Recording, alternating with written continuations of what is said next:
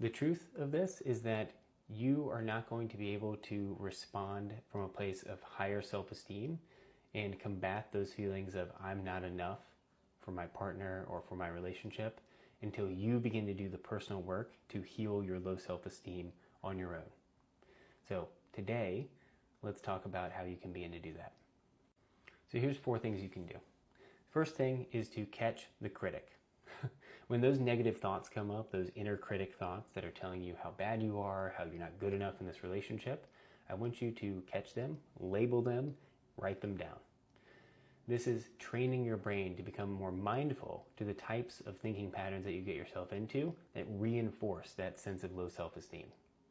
Once you catch that thought, then comes the hard work of labeling it and pushing back on it. The goal here is to be able to identify that those thoughts are just a piece of you that keeps coming up that is faulty wiring. It's not true. You want to be able to identify those thoughts and then work on pushing back on them over time. You can say, oh, that's just that piece of me that always speaks up in times like this, right? That's not true. And here are 3 reasons why. And you can write those reasons down, especially if you've already written the thought down. This can be really helpful. That begins to build the muscle of pushing back on those thoughts over time and changing your narrative. Number 2 is to regulate before you relate. So before you act on those thoughts coming from a place of low self-esteem, I want you to work on taking 2 deep breaths to calm yourself down so that you can act from a more intentional place with your partner or other people around you. Number 3 is integrity reps. Okay? This is picking something each day that you can commit to doing.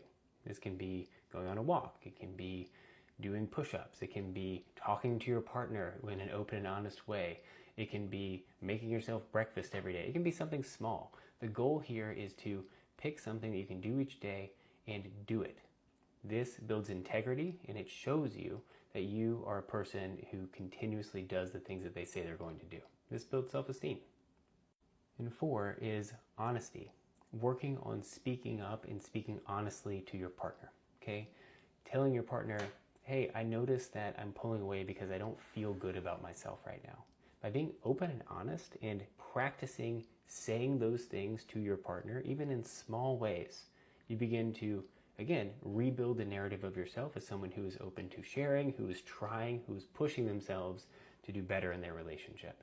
And that, again, changes the narrative over time.